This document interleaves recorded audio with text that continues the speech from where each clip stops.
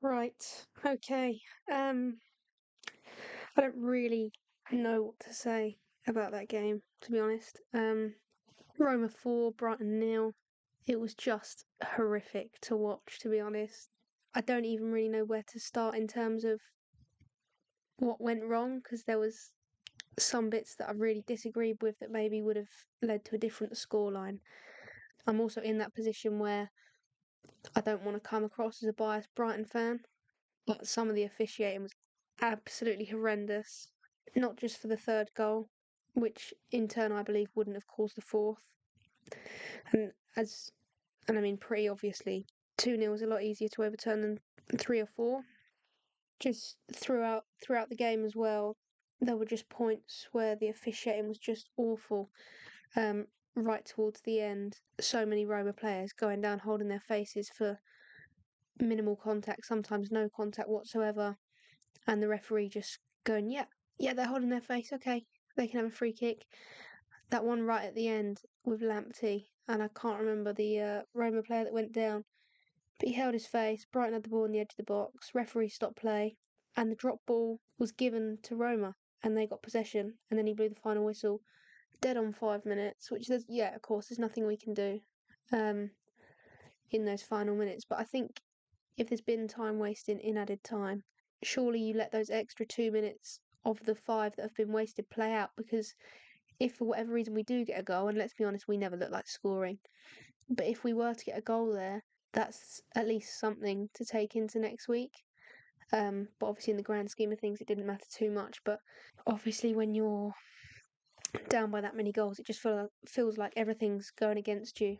So I think the best thing to do is go through each individual player. We'll go through the starting 11 first, my thoughts on that, and then the subs and, how they did when they came on.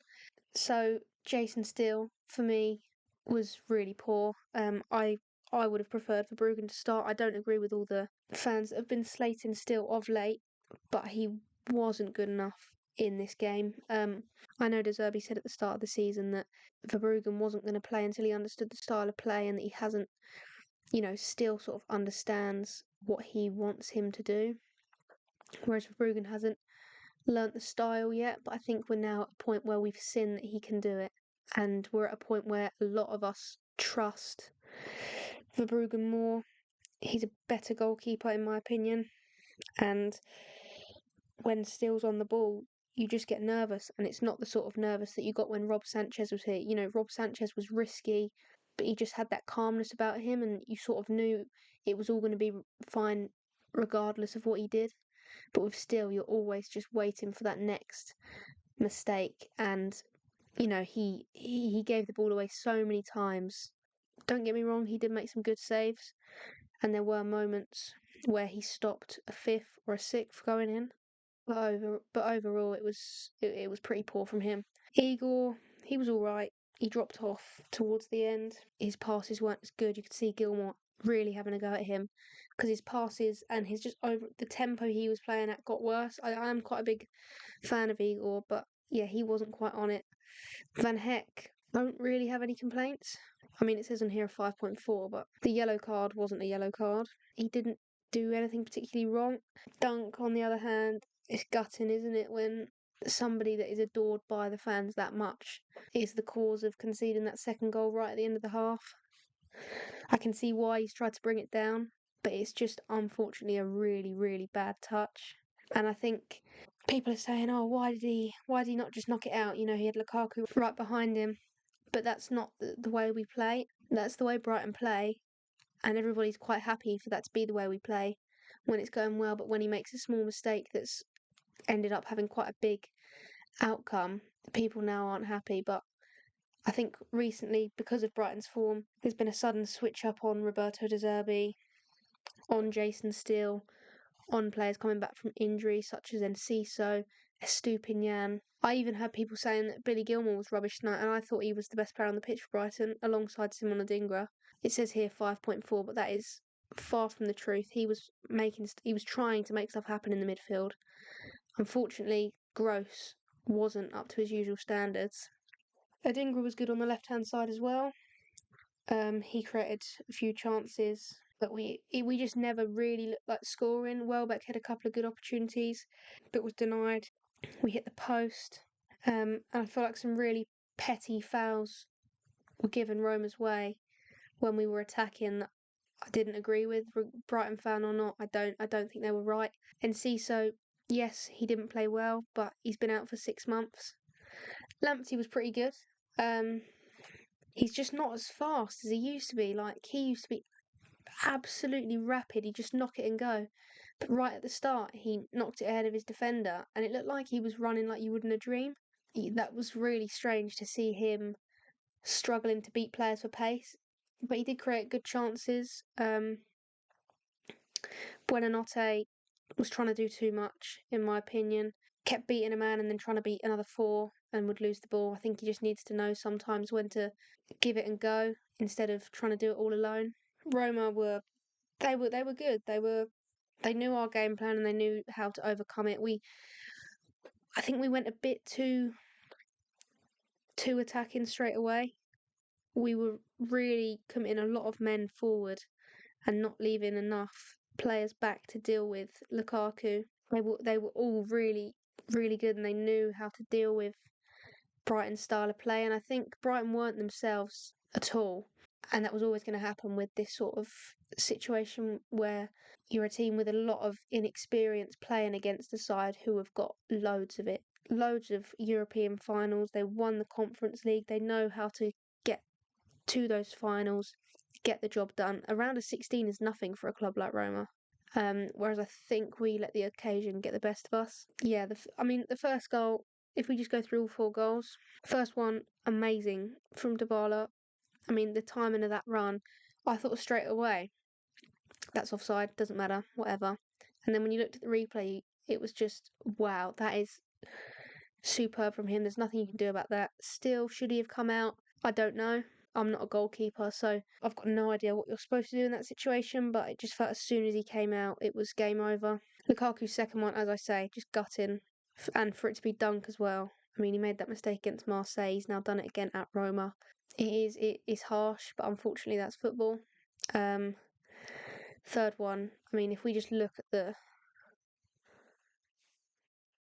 that's offside.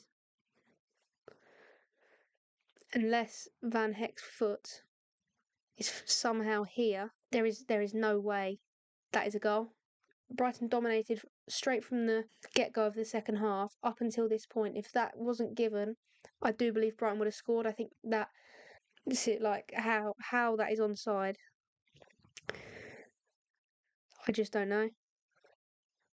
Like I say, if this hadn't have happened, our heads wouldn't have dropped, and that fourth one wouldn't. The fourth one was just lackluster defending, caused by the fact that Brighton just felt so hard done by that this was given because this is not a goal.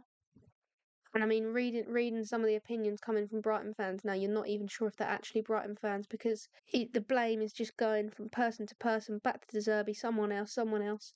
We've got injuries coming out of our ears. There is nothing you can do about the fact that we've got an abundance of key players missing. If we go through the squad, Hinshelwood's out to the rest of the season. He's been superb. Lamptey's come back from injury. He's not quite on it. Same with Estupinian. And Ciso's coming back from 6 months out. We haven't got Solly March. We haven't got Matoma. Ansu Fati's just come back from injury. And I thought Fati was alright. Evan Ferguson didn't really get enough time to do much. And João Pedro, I mean, this is the big one. He's not even going to make it for the second leg. So, I mean, what can you do? He's our top goal scorer. Welbeck, the headers were unlucky and good saves. Some of his shots just weren't good enough, especially a striker of his stature and experience. You've got to get them on target. And with his feet, he just was not good enough in front of goal. And they were shots that I believe João Pedro would have converted and got us back in the game. I thought Veltman should have started over Lamptey.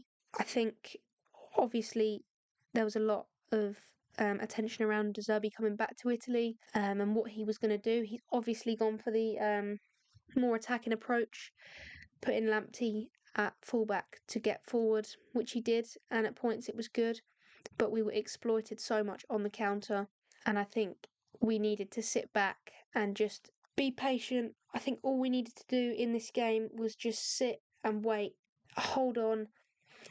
I'd have been buzzing with a 0-0 because we can beat any team at the Amex on our day. So I don't know why we didn't. Yes, it's not exactly the Brighton way, and it's not the way that maybe would have been entertaining for the people that have travelled, the 3,500 people that made their way to Italy and have gone to watch the game. But at the end of the day, the way to get a result in this game was not to be throwing the kitchen sink at them in the opening minutes, especially against a team with so much experience.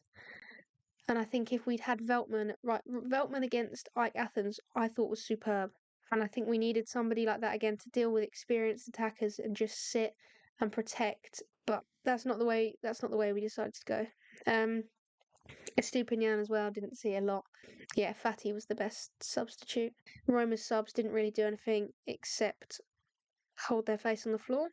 4-0, in my opinion, looks a lot worse than it is. I think haven't watched the game, people that haven't watched the game are going to think we were horrendous. We weren't horrendous. It's a 2-0 game, in my opinion. I think a 2-0 would have been fair, and I think a 2-0 would have been fixable at the Amex. In terms of next week, it's mission impossible, really. There's absolutely no way.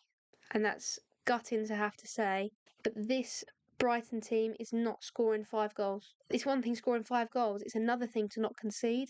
There is no way this team on screen are scoring 5 goals and not conceding to that front three. So it looks like, well, it is. Brighton's Europa League journey will pretty much certainly be over next Thursday. But on a more positive note, it's been a brilliant first campaign. If you look at the moments we've had in Marseille, in Amsterdam, in Athens, there's been some brilliant ties. We were really lucky to get what many saw as the group of death, come out of it, top the group. Some superb moments.